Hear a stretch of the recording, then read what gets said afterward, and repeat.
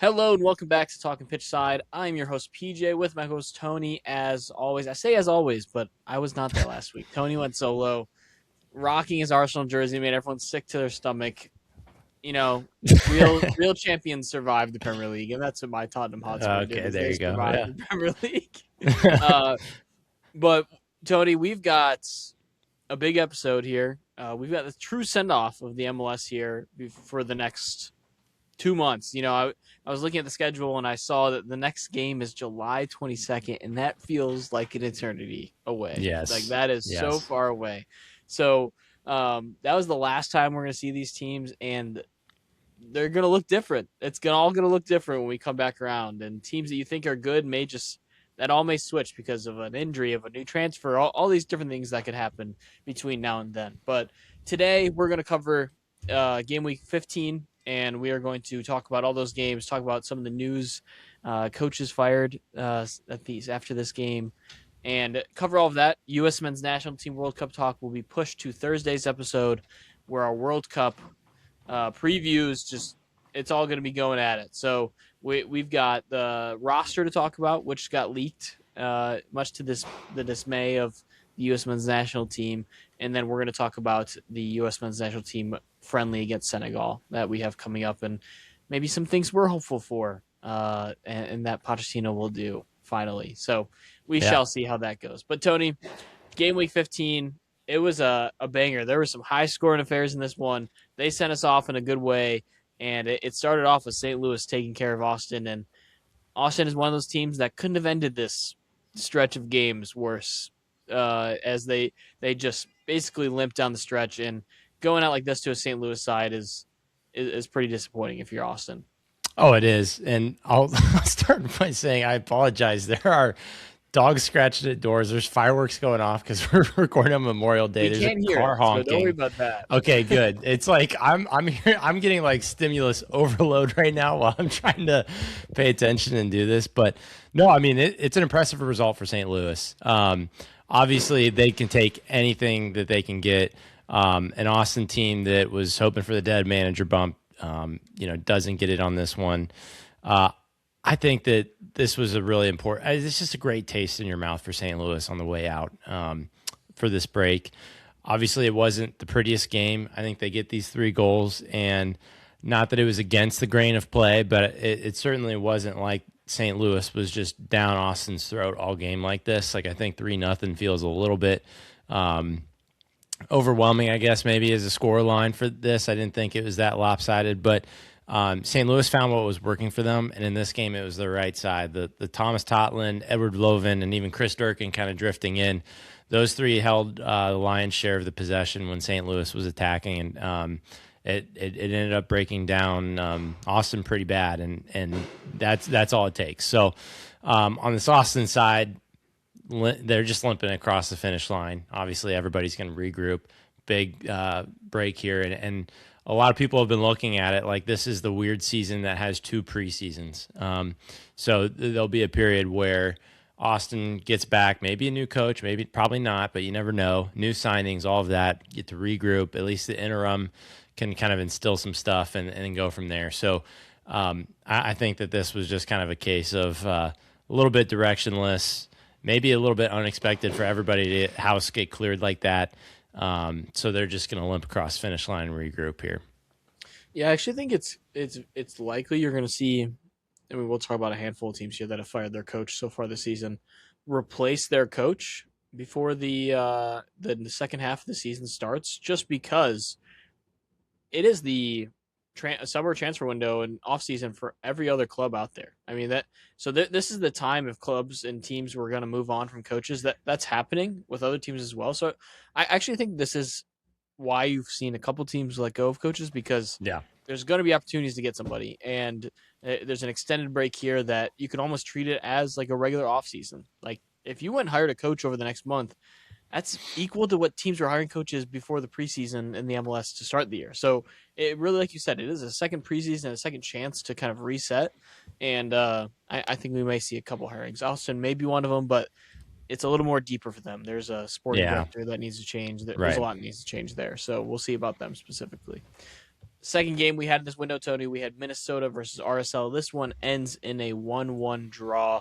Of course, Diego Luna, one of the people coming off the tough news of not making the U.S. men's national team roster, didn't feature in this one because I think it was actually because of that. Like they didn't want to, in case he didn't make it, this was like a pre-planned thing. So Hmm. that was a tough blow for them. But Minnesota gets the late equalizer at home, deservingly so. They were the better team for almost this entire game, and they get the goal late, get the draw. Two teams that we think we both feel pretty positive about going the second half, and are just like okay with this result to end. I mean, of course, if you're RSL, you're gonna be disappointed to allow that late equalizer, but it's not like they didn't have it coming at some point the way that Minnesota was controlling that game. Yeah, yeah. I mean, I think that's fair. I think not that it was lucky, but Minnesota needed that equalizer bad. Um, if RSL were to come in there and win that, I mean, I think that's indicative of what RSL has been this year. I mean, they close out our first half of the season in third. It's not like that this is a bad team to lose points against. But I think that for Minnesota and their expectations, which in some regards are maybe a little bit higher than where they should be, I think this was not a game that they were going to lose at home. And so it's good to see, honestly, that I think this was a team before that when they went down, that was it. That I mean, there was no coming back. So now to see that they've got some avenues, some spunk in them, and getting an unlikely goal scorer too, and Mauricio Gonzalez, like that's not a name that we're calling on if you're a Minnesota United fan. So I think it was a good narrative push for them to say, we still got some fight in us. This is a team that can still do some damage. Tying RSL means something this season. And for RSL, I think, a couple of their names are missing. Like you mentioned, Luna was kind of predetermined, sat from this one. But I mean, outside of that, there was none of their DPs were really apparent in this one, with Olatunji coming off late, or coming on late rather, and Gulavogi not present in this game either. So just not a lot of the firepower for RSL, which maybe tempers the expectations to a draw on the road is a good thing, especially against a mixed bag Minnesota team that can be tough at times. Mm-hmm. Totally. I think it was a pretty fair result, but like you said, it's one of those weird ones where you allow the goal late, even though it feels like it was deserved. It's like I don't know. Both teams come out of it a little bit positive and negative. Moving on here, we have two of the teams that were probably the most confusing at times in this first half, which is Charlotte and New England. Charlotte wins this one 1-0. And these teams lived up to the confusion in this game, Tony, because Charlotte goes up 1-0 till Kamani gets the early goal, and then Charlotte gets the red card early in the second half.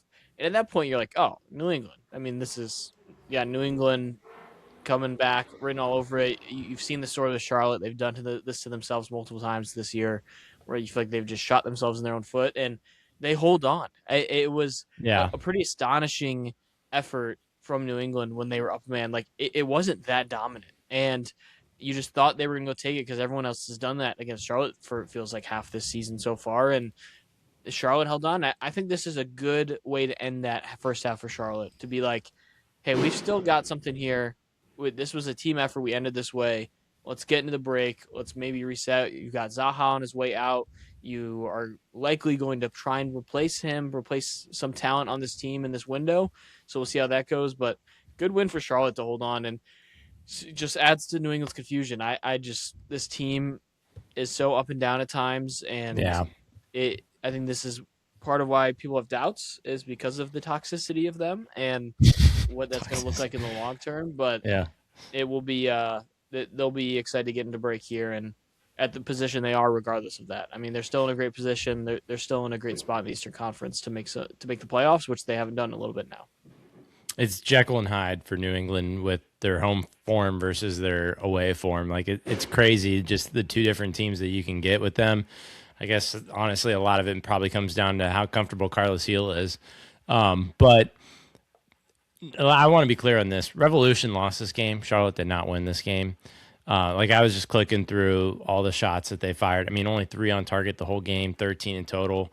I think they got like 3 or 4 of those after the red card, and all of them were off target. Like they did not even give themselves a chance to like equalize this game in reality. So some of that maybe you credit Charlotte for, but I kind of mostly think that's just really poorly managed from New England, and I think that that's one that they'll tell you that first before anybody else, that they should have done more with that, um, especially with how they've been playing at home and where they sit in the standings right now. I think that's an incredibly frustrating result for them, and for Charlotte, like I guess you can kind of argue this is a great send off for Tim Ream. That's about all I got. I didn't like. I mean, yeah, getting Tokomani goals is always good, especially because they've been kind of running this different model, Charlotte, with the not spending big on the striker and kind of doing the promote within, which obviously when you got guys like Pat Ajiman in your club, like that works really well. And Tokomati hasn't necessarily been a downfall either, but you know that's a name because you don't see him coming from some big league or whatever. It's like he constantly has to prove himself. And there's been times where Tokomani's gone a little bit quiet, and certainly too quiet for Charlotte to compete at a playoff caliber. So to see him on the score sheet, to see a clean sheet for Kalina and Tim Ream, those are all really good things for them. I think unfortunately it kind of strikes at the wrong time because they're going to have this whole off season, like we're saying, where that momentum kind of dissipates and everybody goes off and does their thing. So I'm not sure that this is one to build off of, but I guess there's maybe a few silver linings for Charlotte as well. Hey, 3 points are 3 points. I Yeah, mean, I don't want to fully just say that they didn't deserve to win that game. I mean, they created a lot of chances, especially in that first half, and took the lead. And without that red card, I feel like this game could have been worse. And I agreed. but Yeah, they did put themselves in that spot, and then at that point held on defensively and kept shape. So credit to Charlotte, get all 3 points at home. And moving on, Tony, we had probably what was I don't remember what you selected as your or even in your head selected as the sicko game of the week. DC and Montreal had to be up there as one of the yeah. options, I think I and they mentioned them. lived up to it. This was the DC United experience, Tony. I This is the type of game if I'm a fan of DC, it's Suey watch after this game. That I well, mean, they've been through worse. they go up 2-0 in this one, then go up 3-1, and I think it was then 4-2. They score in the 87th minute. They go up 4-2 in the 87th minute of this game, Yeah, Tony. tied. And Montreal scores 2 goals in the 94th minute and the 96th minute, which already, like, if you're just like counting the time it takes to score a goal, take the ball back to midfield and restart play Yeah, after a penalty is taken in this scenario, that's basically allowing a goal right away off of that next kickoff, and that's what happened. And it it took the sound in this stadium, Tony, when this fourth goal was scored. yeah. You could have heard anything. Like it was, everyone was just like, "What just happened?" And I don't know, man. I credit to Montreal for not quitting. I'll say that. I mean, they put themselves in the spot to do it. That this was a game that both teams could do whatever they wanted offensively. Like any chance they wanted to create, they could have. These defenses were not superstars by any means. But if you're DC, you just got to find a way to close out that game. I don't know how you do this, but they did it, and they're going to come out of this one just so furious about not getting Yeah. 3 points at home. And Montreal, good for you, man. That's a great road point right there. That is a great way to end the first half if you're them. I mean, what's the saying? It's the hope that kills you, right? So Oh, it's like DC United, and I think if this happened to them last season or a lot of years in the past, like they wouldn't have cared. They'd be like, oh yeah, classic us. But this is a year now where it's like, okay, they can throw some punches. They did throw punches. They were up 4-2, and then to blow it like that is like, oh man, like hello darkness, my old friend. Like this is this is vintage DC United right here. all too Um, familiar. all too familiar with it. I guess I shouldn't say vintage because then you think about like the OG DC United that Yeah. actually won MLS Cups. But this is not so distant future DC United, and yeah, I just cannot believe it. And you can even sense it after like goal number 3 for Montreal went in. It was kind of like, oh well, we'll let that slip, whatever. But like it's the end of the game. Like Yeah, it's but not like going to happen, right? that's how it should that's how Yeah, you should be able to treat it, and that's okay because it's astonishing to allow a second goal that fast. I mean, Yes, to turn it over like immediately like that and to allow a goal is just insane, it's insane. insane. It's Yeah, insane. Owusu Yeah. hat trick too in the midst of all that, Oh, and well, he was involved in all the goals. He had an assist and 3 goals. I need to see Like him on a good team. I need to see I it. okay, MLS All Star though. Does Yes. Owusu make it? Yeah, Yes. you'd He vote him should. in He should. with our media votes. Yeah, I you'd don't put him think he in. will, but he should. It's such a crowded striker There's so many goal room. scorers. Yeah, It's ridiculous. Um, but and it's the Montreal effect. You're immediately going to lose votes because of that. that's But exactly. Yep. he's been so good this season. He's been really good for Montreal in general, which is just crazy to say amidst all of Hmm. their issues. But yeah, I'll echo I'll echo you in that like credit Montreal to staying in that fight and just like screw it, we'll huck the ball down and see what happens. And Yeah. that's really what that last 4 or 5 minutes looked like. So credit to them for that. DC United, we got some work to do. Hopefully my dog does not eat my door I was about to say, knob. if you're an audio listener, you need to come to the timestamp of Yeah. Montreal and DC, and you're getting great doggy cam Yeah, action right now in the you're getting background. dog freaking out from firework Background. content Yeah, right now. yeah. So, Licking the doorknob. which I'm sure you've heard some of them because they've been like No, right in my back. Really, no, nothing. Yeah, that's it's a good crazy. mic. It's a good mic. All right, yeah, good job, Mike. Yeah. Okay. Well, let's move on here to our FC Cincinnati at home versus Orlando. They win this one 6-2. I think it was 2-1 at half. Second half just kind of got away from Orlando. We've said that story about 45 times now this season, Tony. Orlando defense is the biggest question mark in the MLS right now. It is horrible. And FC Cincinnati in the second half could basically do whatever they wanted. They were every single time that Orlando turned the ball over, it felt like FCC was on the run. And credit to them. I mean, they it felt like every quality chance they had, they finished to a degree. I mean, and I want to a couple guys I want to highlight for them, and we always talk a little more in depth because it is our team and it is what it Yeah, is. Of course, Evander, 3 goals, 2 assists. It's gonna be one of the better performances you're gonna see in the MLS this season. Just a guy just dominating the game in the way in which he did.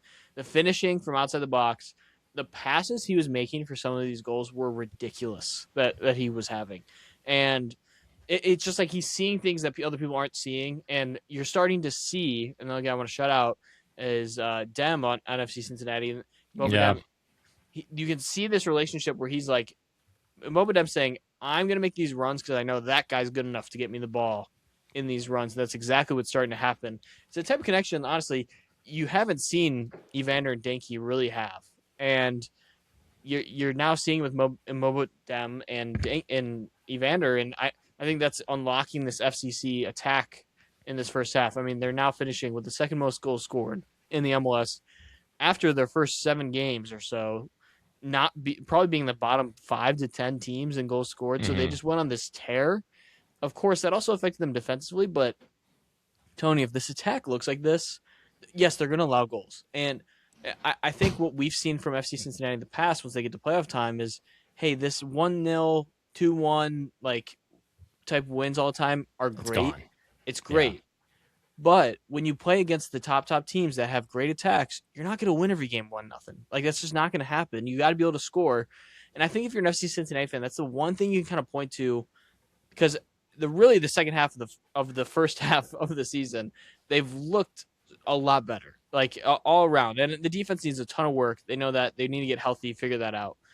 But if they can score like this, Tony, and you're not going to score 6 goals every game, but if you can score at the rate they're scoring at, you're going to be in the playoff mix. And yeah, it's impressive to watch how they've transformed this team offensively so fast, but they've done it in, that's going to show itself heavy against an Orlando defense like this that has no answer for anything at this point. yeah. It's tough too because it's like the Orlando offense doesn't have a lot of answers either right now, except for Martin No. Ojeda. Like it's been a problem for them and just all over the place.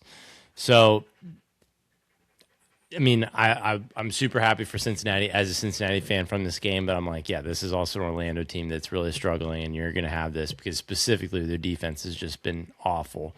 I was even a little bit shocked. I mean, maybe six. Obviously, you're not ever expecting your team to score 6 goals, but even then, it got to that point with Robin Johnson playing full 90 minutes. Like I've been very outspoken about that, being like there does seem to be a correlation between when he's playing and when he's not, and like conceding 6 goals versus two. But this was the case where the floodgates open, and he was part of all of that, which that's really concerning if you're an Orlando fan. And you hopefully chalk that up to an off night thing. But yeah, I mean, Cincinnati's offense yeah, I There's mean, been a lot of it's off nights so far this season. well, I meant specifically for Robin Johnson. I I mean, know, like, I know, yeah, I yeah. know, I know. But yeah, the whole season so far has been an off night Yeah. for Orlando. Um, I Speaking of shout outs though, I think big part of this victory for FC Cincinnati was in Wobodo. I thought that this was the first game that we saw from him that was kind of like flashback to like pre-injury, like he was getting Looked healthy. involved. Yeah. Yeah, he was healthy. He was playing. He was covering ground. He was winning challenges. He was setting up the offense. I mean, just getting possession back to let the offense do their thing. So I was really impressed with him. It was good to see him back to kind of a caliber that we're used to seeing him at.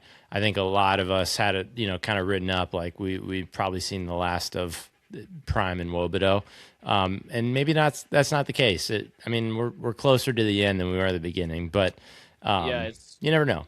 it and I mean part of why he's able to now get back into this role, they've done two things, which is Pavel Buka has just turned into one of the better right backs in the MLS since he's transitioned over there. Yeah, Right? It's ridiculous the plays it's he's making crazy. as a right Yeah, back.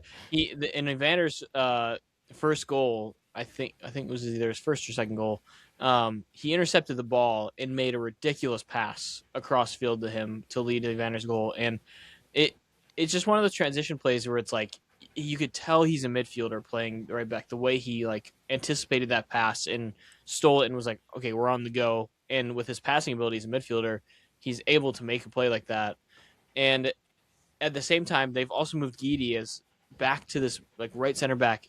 And every single time this guy has played center back for FCC, they've like won the game. It's the yeah. weirdest thing, and I think it has something to do with like just the athleticism back there and the passing ability, like the line breaking Hmm. passing ability that has unlocked this attack for FCC. And it's great to have Miles Robinson, Matt Miazga, and Nick Hagelin back there. Like we've seen it work in the past, but the athletic ability and passing ability with those three guys as like your main defenders is a lot lower than if you throw a Geedy back there to be Right. distributing the way that he does. So we'll see what they do in the second half. I don't think this is a team that's gonna be quiet in the transfer window. Same with Orlando. I think both these teams are going to do something during this transfer window. I'm just interested to see how they upgrade these teams and how it's done. So we will see. So let's continue on here. We had the Chicago Fire at home versus Toronto FC. Tony, Chicago get the job done. Josh Sargent gets on the score sheet. It was good to see him back for Toronto in this one. But in the end, Gutman scores the winner in the 65th minute. Deserved win for Chicago, in my opinion. They really controlled this game in the second half, especially at home, which was good to see. Toronto, I really wanted this to work, and health has just killed this team. Georgi Yeah. Mihailovic just needs to get healthy, needs to get back on the field for them in the second half of the season. Walker Zimmerman needs to be on the field, and Josh Sargent needs to be on the field. Like those three guys have to play for us to even like get a read on this team. My worry is they've played a ton of home games, and they're going to come out of the break with a ton of road games, and it's going to look like this. And they are just in a weird spot. Like they could drop really quick. So as a Toronto fan, I think the goal in this transfer window is legitimately just get healthy. Like that's all they're worrying about is get guys back on the field. And I think this is coming at a great time for them to do that. I'm just concerned about the amount of home games they've already played this season to put them in a spot in the second half that's going to be tough to climb out of. Right. The injuries have dug a pretty deep hole. Um, and it's the only explanation, honestly, I have for this Toronto team and just where they sit right now. Like you look at the numbers and like, yeah, Chicago edged out Toronto on the score sheet, but like they really ran a lot of this game. Most of it went in favor for them. And Toronto has their kind of one kind of break off moment where Sargent gets slotted in behind and does really well with it. I mean, he does exactly what you need a DP to do with the ball in that situation.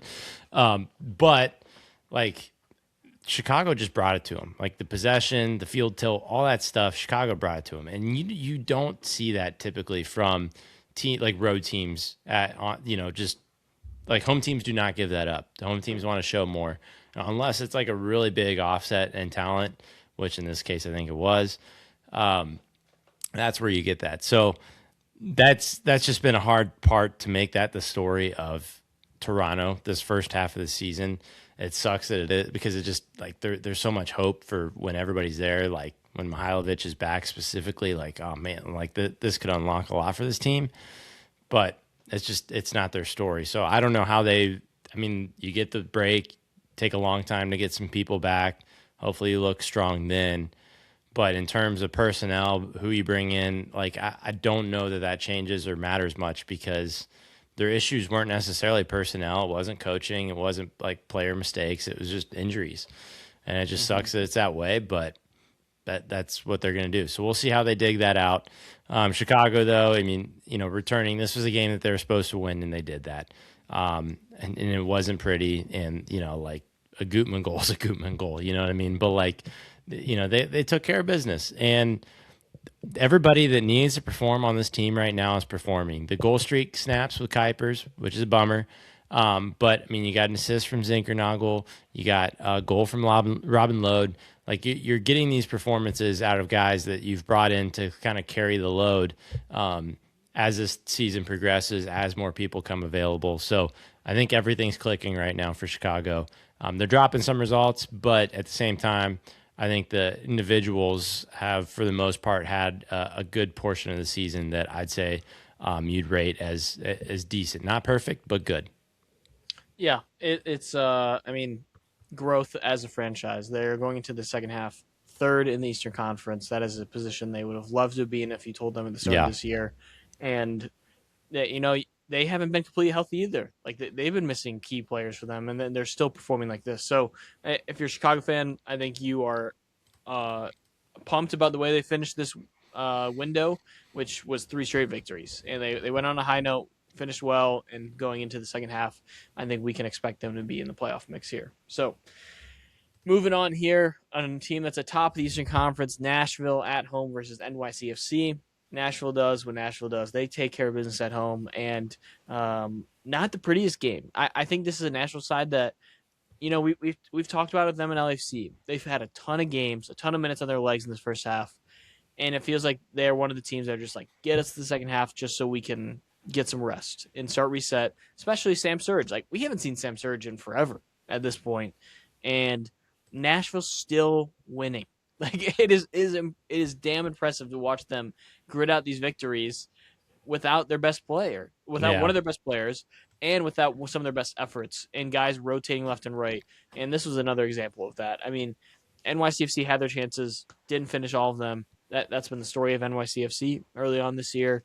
And I think for Nashville, this was just a continuation of the level that they are at as a franchise right now. And that is even at not our best, you're going to get a punch from us, and you better be able to respond. If you don't, we're going to win the game, and that's what happened. And I think for them, they're just going to be excited to get Sam Surge back in the second half and continue on the form that they're rolling with right now. Yeah, I think New York needs to be kicking themselves a little bit for this one. I think that, especially with how this game played out, they probably felt more in reach with this than they were maybe expecting to see. Mainly, I mean, Schwalke for Nashville had some really good saves, one at the beginning and one at the very end that kept ultimately decided the game. I mean, both were like worth 0.5 xg, so it was a coin flip whether they were going in or not, and Schwalke was able to stop it. So that was a huge piece right there.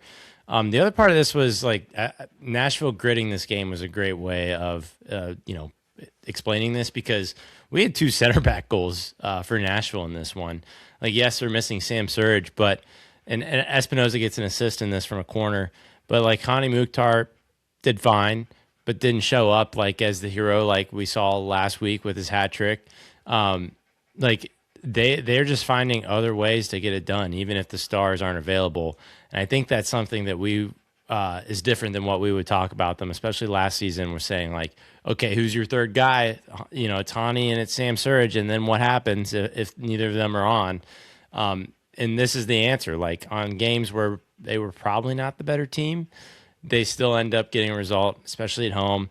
Send off into the World Cup in a really special way, and they should be excited about this. But I think New York City was well within reach of actually winning this game, not even drawing it.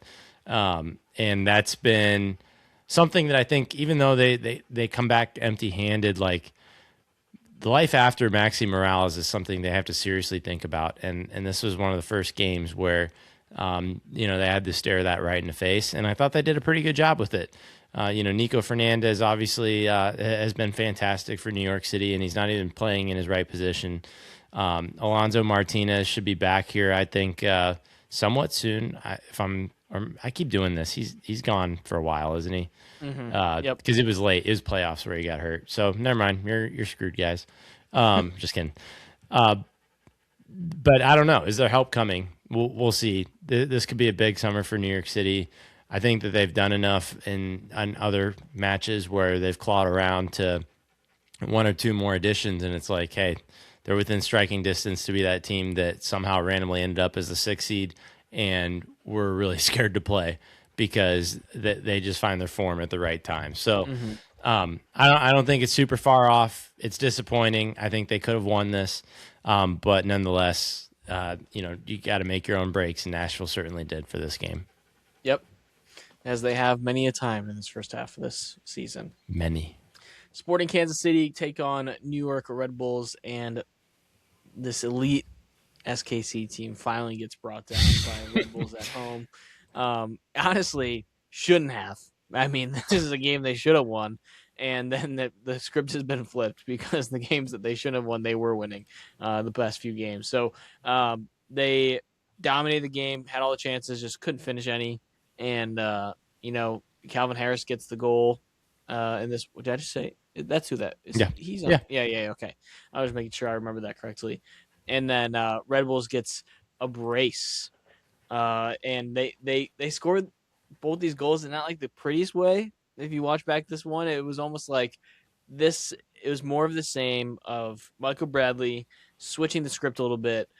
It's crazy if you go look at the stats for this team of how they played in the first like 8 to 10 games versus how they're playing now is so dramatically different in terms of possession, ball possession, formation, everything. It's so different, and it's been working. And this team, you felt like we're falling off a cliff a little bit. The season could have really fallen apart. And Michael Bradley decided to make that change to go a lot more counterattacking heavy play. And it's worked. They're getting wins, and it's SKC. But if you can get all 3 points in the road in this league, that is very important. And they went out and did it, and did it in the way they've been playing as of late, which is counterattacking football. Yeah, and you take it as it comes, right? I mean, I think that's a big mark on Bradley's resume is that it's not like one of those coaches where it's like, this is what we're doing and it's ride or die. Like there needs to be an adaptability to it, especially when you're playing with so much youth that I would say is still, for the most part, pretty coachable. Looking for their chances, right, to grow and impress coach and get more minutes. And because a lot of these guys have ambitions to go beyond MLS. So all that to say, like, I think that it's been a smart pivot. It's worked out for this one. Like you said, maybe not deservedly. Sporting Kansas City really ran this. My small refute to that is going to be that I understand that take, and I'm not going to die on this hill.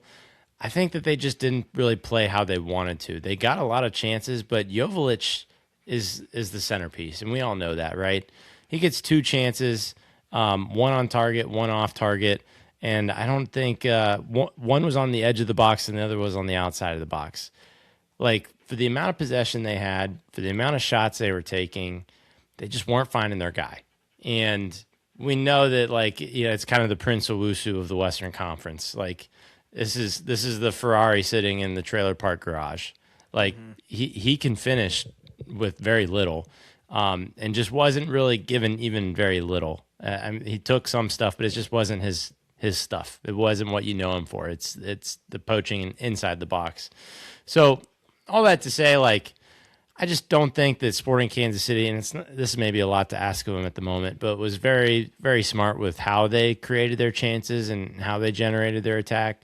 Um, and that part, I think, is where they should probably be kicking themselves. Like if Jovic finds more of the ball in this one, this is probably a 3-1 result for Sporting Mm-hmm. Kansas City. But they did not. Red Bull has found ways to just kind of do this counterattack. Ruvalcaba has been really good on that. I mean, it served him super well. So they give it up, and this is not a Sporting Kansas City team that I would expect to be good at defending counterattacks either. So Mm-hmm. all that to say, I think this result makes sense for how it played out. I think that Sporting Kansas City can point to the numbers and say we should have won, but I think that there's deeper work there to be done and just how they're set up. Like they got to be finding Jovic more if they want to make anything out of this. Yeah, I agree 100%. Moving on here to a team that also was pretty disappointing to finish in the first half, which was the Colorado Rapids at home against FC Dallas. They gave up two penalties in this one, lose 2-1. Paxton Aronson gets a goal, which is good to see, but this is a Colorado side that was scoring goals at will to start this first half of this season, and then really faltered down the line to finish any chances and create a ton of chances. And that was more the same this one, losing at home in the way they did, where it feels crappy to allow two penalties to lose the game. Like that is not a good feeling. That is giving away a game to another team. Yeah. You didn't make them earn their goals, and that's exactly what happened here. And I think I more look at it like Dallas, great road win. I mean, you found a way to do it, but I really am looking at it more in the Colorado lens and how they finished this year and how Matt Wells at first looked like this guy that was going to bring all these chances, and it's really fallen apart here in the second half of this first part of the season. Yeah, I mean, it's certainly that's really frustrating from a defensive part. There's no two ways around that. Dallas without Musa too, like this is your opportunity to steal some points right on the road. So I think there's a lot of reason to just be upset about that. The other side too is that Dallas's defense has been this weird kind of like screw you up but not necessarily take away what you have. Mm-hmm. Kind of like it just pushes you a little off kilter. And in this case, in this game, Colorado had plenty of chances. I believe 10 shots on target, only one goal off of it. That part I think is also kind of like, can we blame just the defense for getting up these fouls? Not necessarily, because I think the offense had their opportunities. And this is just a Dallas team that I just don't think posed too much threat without Musa at the moment. So that all of that's just like all around, it was just a frustrating performance from Colorado, and it's not a one person thing. Obviously, the red card certainly helps. Obviously, the PKs don't help. Obviously, all the missed shots don't help. But like that's a burden thing. Like that's a team burden thing. I'm not saying like trying to imply like Matt Wells or anything. I just think that this is a game where they were just not switched on. And where it gets tricky is like we have those with Colorado. Like they either are like looking like one of the best teams in MLS and can compete for the Western Conference, or it just looks like a series of unfortunate mistakes that lead into results like this. So I don't know. Hard one to take anything away from here. It's hard to take a lot away from all these because it's like we're gonna come back in a month and a half and be like, who are these teams again? Who did they sign? How are they going to play? What coaches did they hire? What coaches did they fire? Like all that stuff. But this one particularly, it's just like, man, like Colorado has just been a tough team to read. Yeah, totally. And it'll be interesting to see if they do anything during this window to improve the roster a bit. So we shall see. Moving on here, we have the Portland Timbers at home versus San Jose. They dropped this one 3-1 at home, leading to Phil Neville's. They called it a mutual parting of ways, which was very Yeah, kind of right. them. Yeah. But this was Phil Neville getting fired, and this was just, we've been talking about it for weeks now. We've been expecting it, and right before this break, it makes sense. This was a team that just limped down the line. Didn't feel like they were really fighting for him super hard, and they actually had their chances in this one, like we've said a lot of times, and Anthony gets a goal, but that was it. And San Jose let them possess the ball and just countered and created chances early on, especially, I mean, this game was 2-0 in the blink of an eye. They then Yeah. respond quick, but then it's like the immediate kick in the balls. It's like 3-1. It's like, oh, well, there goes that, and we're down 2 goals again. And from that point on, San Jose, credit to them, they haven't finished great, and health has been a big factor in that. And they now end with a win, which is good for them to kind of end their great first half in this way. Hopefully, get a DP signing during this window, so we'll see how that shakes up, and how they improve the roster. They're one of the biggest teams to watch coming into this offseason. And now we have Portland now in the search of a new coach, a team that I do think will replace their coach during this window, because it's not a full shakedown of like management. It's just the coach that's changing. So we'll see how that ends up going. And you know, this has just been Portland Timbers under Phil Neville. I mean, me and you have been very Yeah. critical and very all over this team and how it's been a disappointment at times, defensively, especially offensively, the lack of finishing. So there's just been a lot of wrong with this team, and I think this was needed and had to be done. Yeah, I absolutely. And really, it feels like the story of Phil Neville's Portland Timbers is, there's flashes. Obviously, I mean, there's some talented players on that Portland team, but it just never felt like it all came together.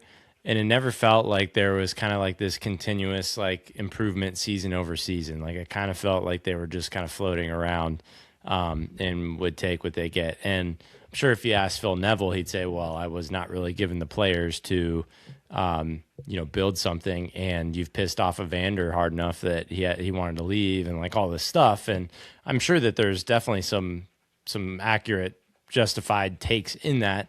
But at the end of the day, like it just felt, like I said, kind of anchorless. Like it was just going different places, and we couldn't see where it was heading.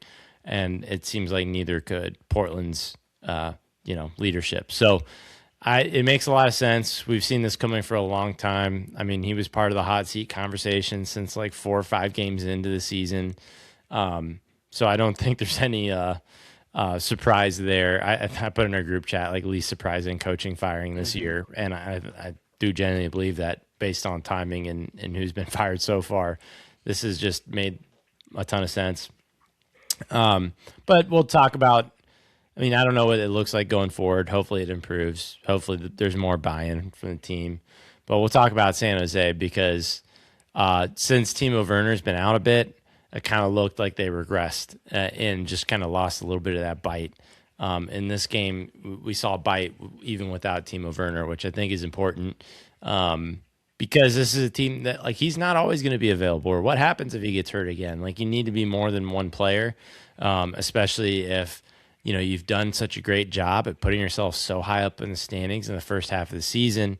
We're going to come back and it's going to be a sprint, just like this first half was, because we got that weird condensed schedule. There's going to be a ton of games. I believe they're also playing an Open Cup. I don't know if they're playing in Leagues Cup, but I doubt it actually. But you are going to need depth. That's what San Jose's Achilles heel has been so far this season, is just not really having the depth. Their starting 11 has been fantastic, and they all seem to gel. But as soon as you dip into that bench, it has not been nearly the same caliber. So that's a hope for them, is that they can build off that, like you were saying, maybe another DP. But also, like, come DP or not, they need to find some consistency even without Timo Werner.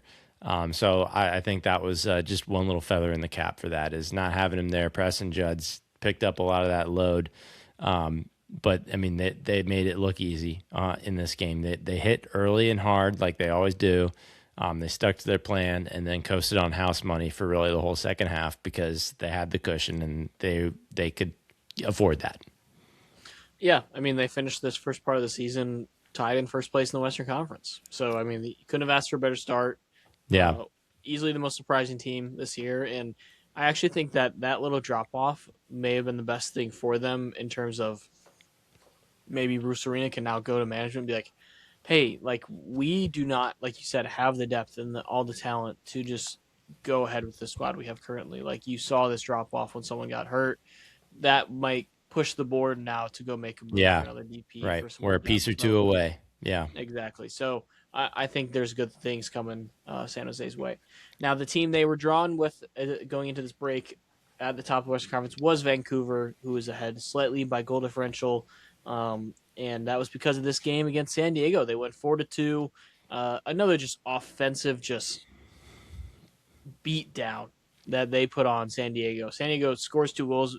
I mean, there's about like only the two of the best chances that they had in the game they were able to finish. But besides that, I mean, they get another red card, and then Vancouver just even before the red card were dominating this game by all measures, and really just proved why I still feel the best about them over any other team in the MLS as we round out this first part of the season. Yeah, I mean it has not stopped being impressive.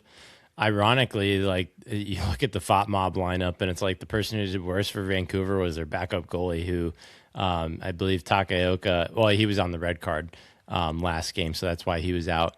Um, but yeah, they made it work. I think they did a really good job at targeting San Diego where it hurt in this game. You watch these goals, and it's not a huge, overwhelming difference, but what stood out to me in all the Vancouver goals, or not all of them, but most, was it felt like every single one they had the numbers advantage on San Diego.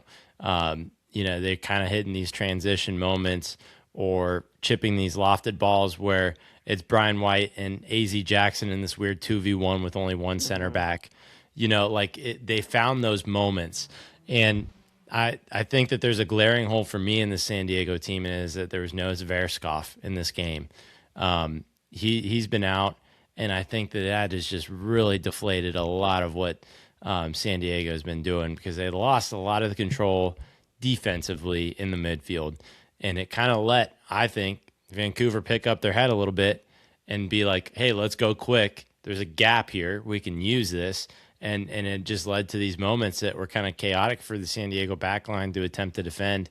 And Brian White is doing Brian White things, which we haven't seen for a while, and just finish chances that are made to be finished. Like that's what he was doing, and so I think that Vancouver just was really, really well prepared for this game, knew kind of where San Diego was going to be lacking, and targeted that specifically.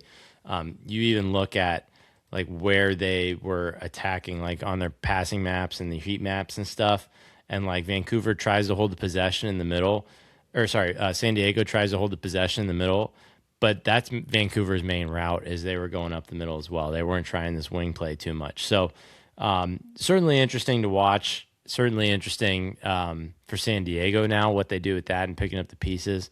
But this is classic Vancouver. This is why we always call them at the top right now, is because they've been really good on all cylinders, and this game was no exception.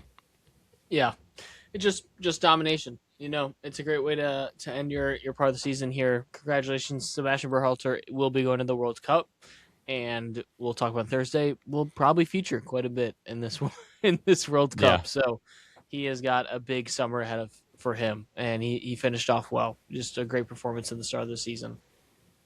Moving on to finish off Saturday, Tony, we had the LA Galaxy in Houston, finishing probably in the most LA Galaxy in Houston way possible in this one.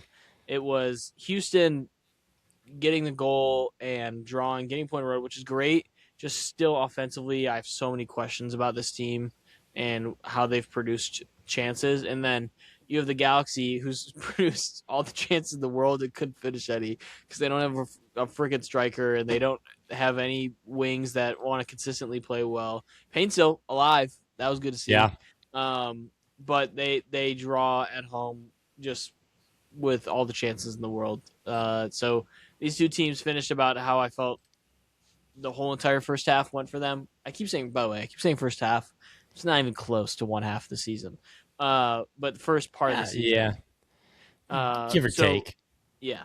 So first part of the season, and you know they're just another team that's going to be like, we got to get healthy and see how it looks like in the second half, because they don't really have much wiggle room for adding players to this roster right now. I think there's a little bit credit to be given to Houston's defense in this one. I mean, yes, Alec doesn't have a great striker situation right now, but they pressed him hard and high, and kind of kept that counter on pretty consistently out throughout this game. And Houston obviously concedes one, but I could have this is one of those games that, especially on the road, I could really have seen kind of gotten away from Houston.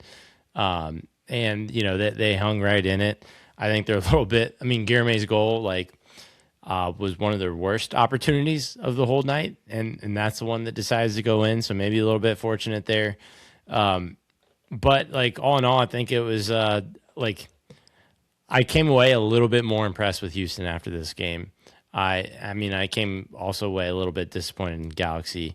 It was also really hard to watch this game because it was filmed on iPhone, so tough look there too.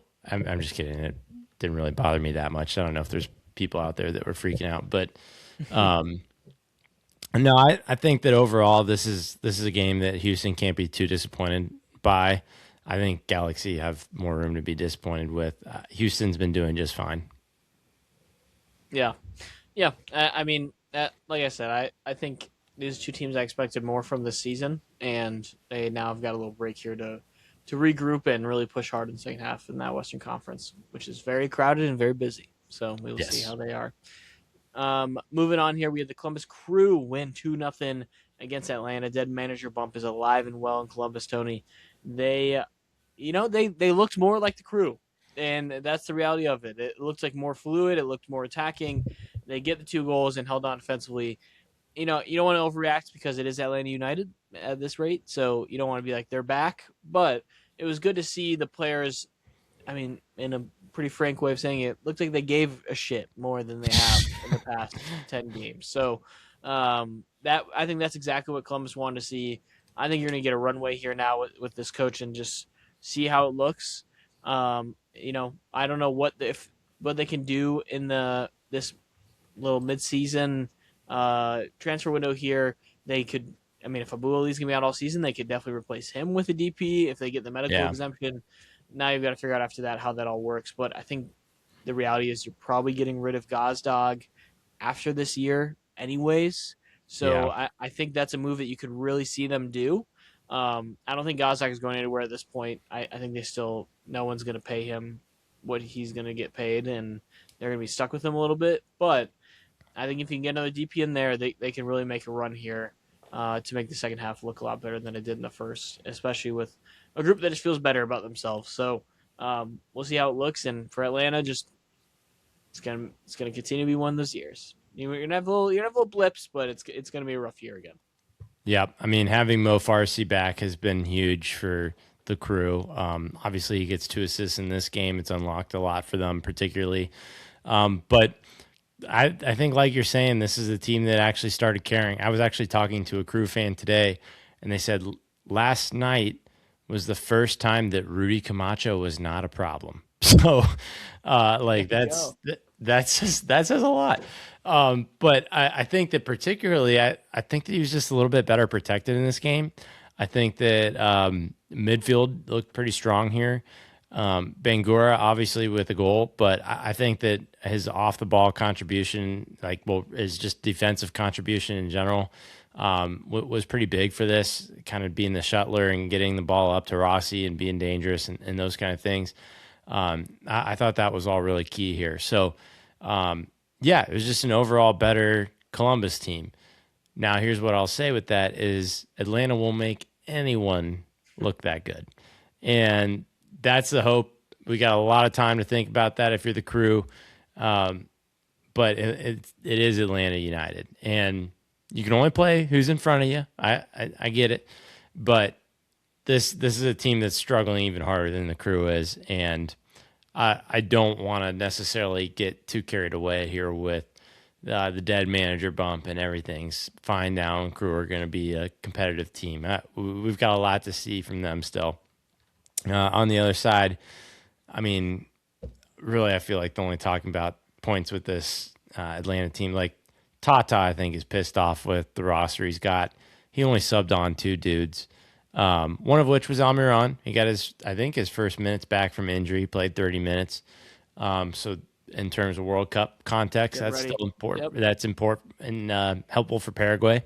We'll And see him. shout out, yeah, we'll be playing against him as in the USA will. So just a note there. But other than that, I mean, this is just it's just so stale from Atlanta, and I think that Tata is just kind of looking at this team, this roster, and being like, and we've mentioned that he said like if I had not won a championship with this team already, I would be gone.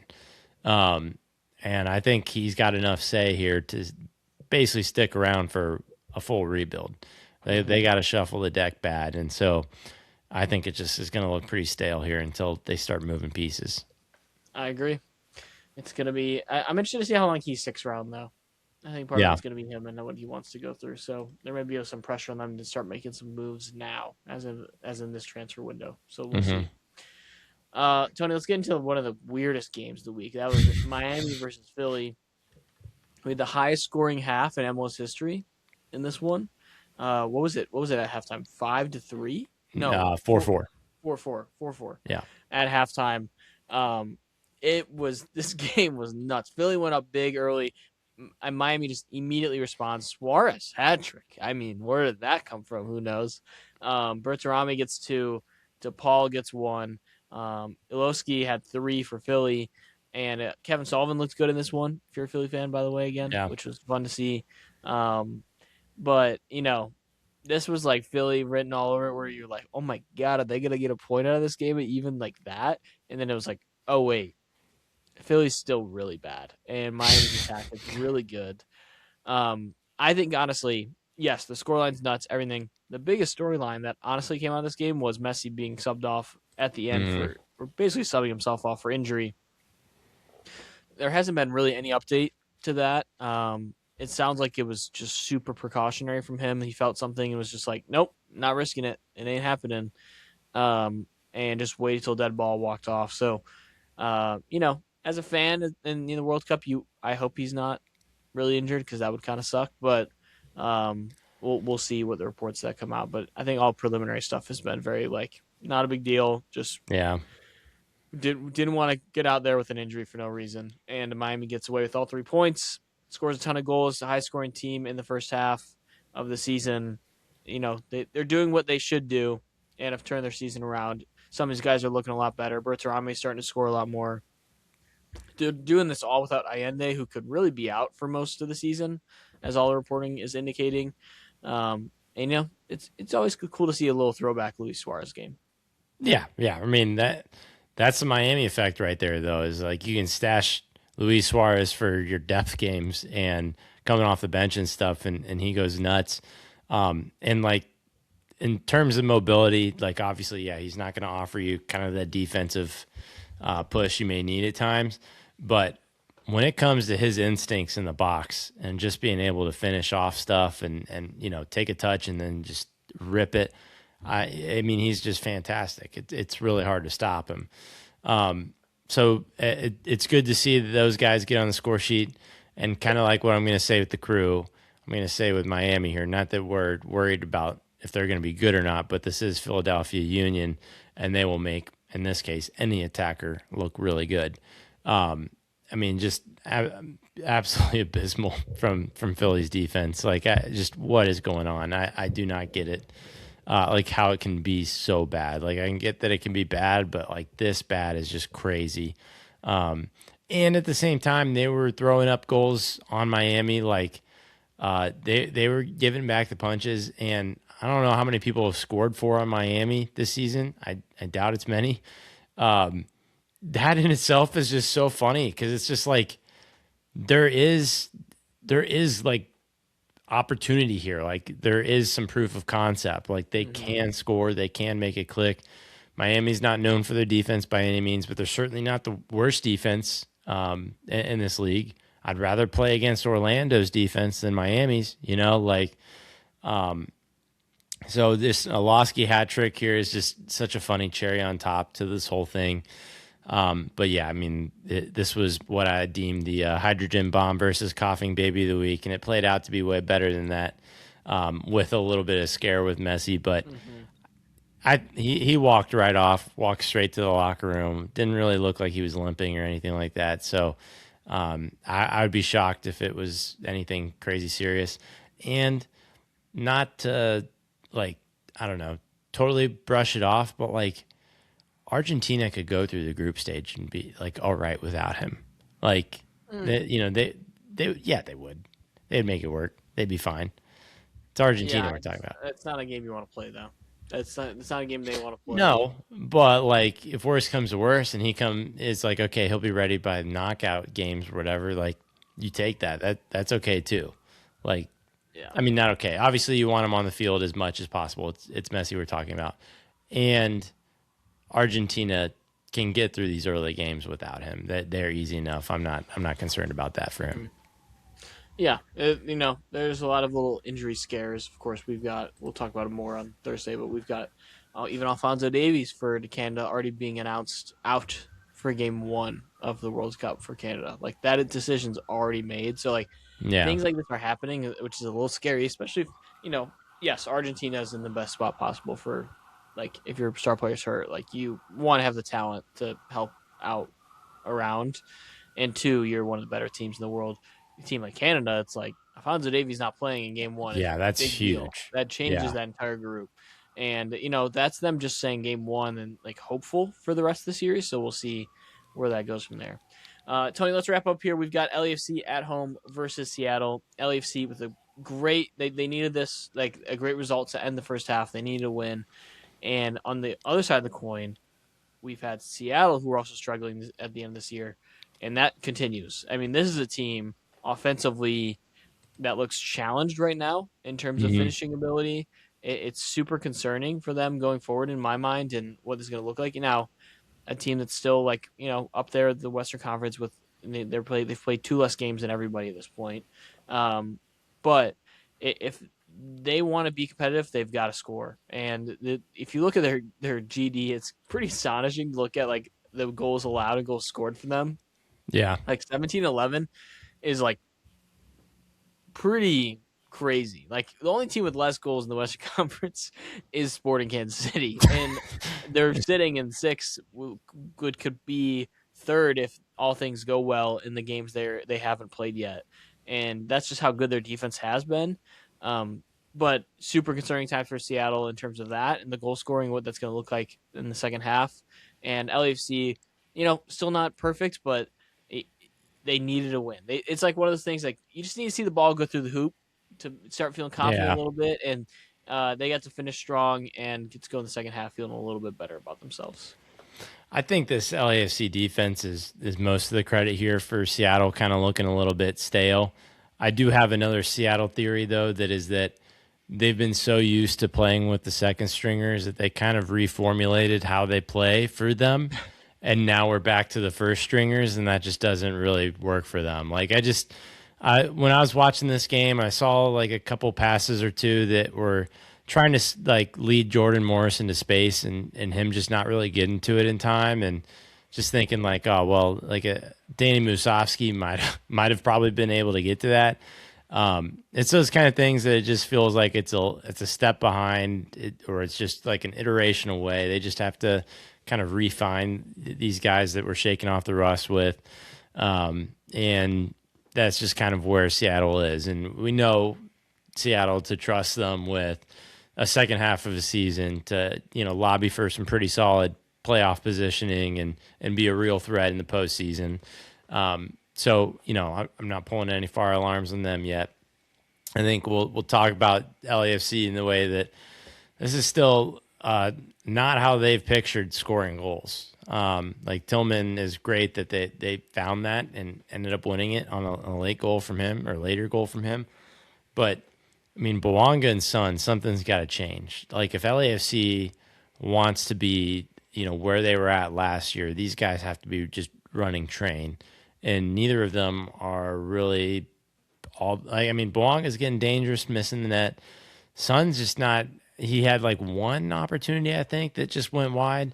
But it's so lackluster as far as the opportunities go and the setups for them go. Like before, it was just like you two play off each other and run and just like reckless abandon. Yeah, We'll stay back here and defend. And now it's it, not it, that.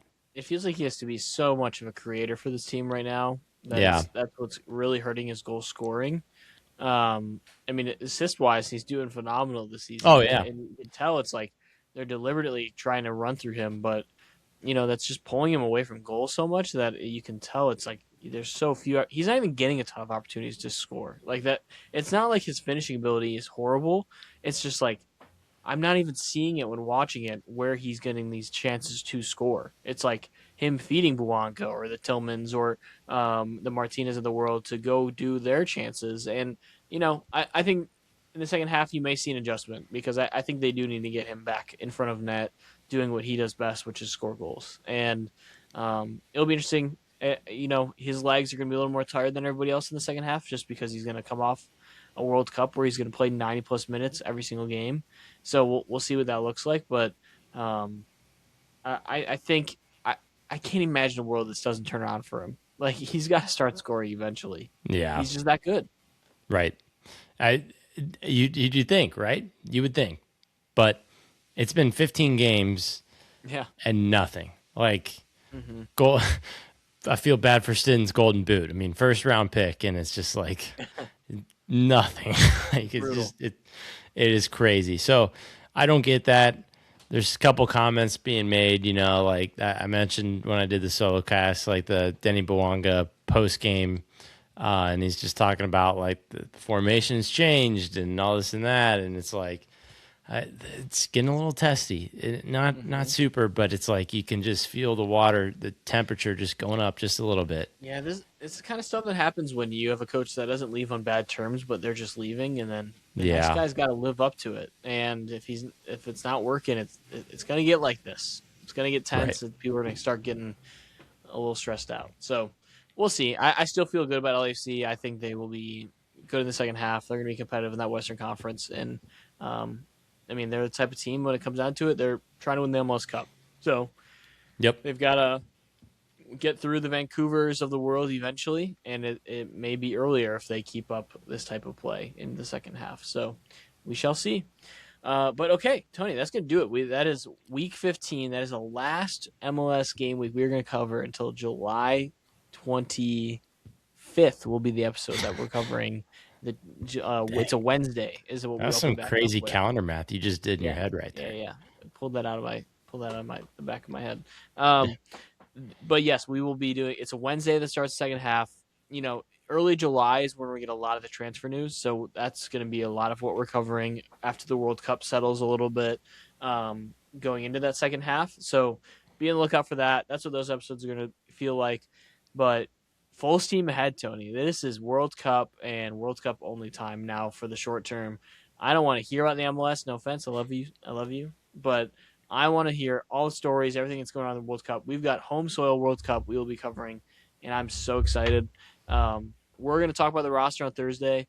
There were some big question marks. I don't want to say big. There were some question marks of guys that didn't and did make it, some because of injuries, some because of just choice. So I think that we are close to as good of a roster we could have had. And I think we can feel good about that. I think these are a group of guys that are going into their prime of their careers right now. This is the golden generation of our group of guys here. They're not young anymore for the most part. Like a lot of these guys are like this is the time. So Yeah. I'm excited. I'm hopeful for how we're going to look against Senegal and formation wise. Please play five back. Please play five back. Oh my gosh. That's all I want to see. So we'll see. We'll get to all that Thursday. I'm sure we've got a lot of opinions on some of the people that got dropped. But if you're listening to this on release day, the roster reveal is officially happening today. So I'm going to tune in. We know the roster, For all which 3 hours? yeah. Oh yeah. I'm soaking it in. Oh, Yeah. Oh, are you kidding me? I mean, I'm not gonna be I'll like see the glued highlights to from it. Twitter. Yeah. What time is it at? Is it like during the day? I do not know that. 'Cause that's how Um, uninvolved I am with it. Because I'm just like, well, I'll just wait till it comes out. I don't need to. I will. I'm all here for. I'm here for it all because this is just like sports heaven for me to have this all happening. Um, May 3 26th. p.m. Yeah, so I'll be working, but I will have it on my other monitor. As I'm working, just listening to it in the background because it is fun. I think it is cool to see these guys get this chance because it is a once in a lifetime opportunity for these guys in their soccer playing career. to be able to play for their home soil. And I think it's going to be cool to see them do the little celebrations with their family. I do enjoy that part of it. So Yeah, feel free to watch that if you haven't seen the roster reveal yet and want to enjoy the festivities with me. But Tony, it is time. U.S. men's national team on Friday's episode. We will see you guys then. In the meantime, say goodbye to your MLS teams and say hello to the World's game. that's right.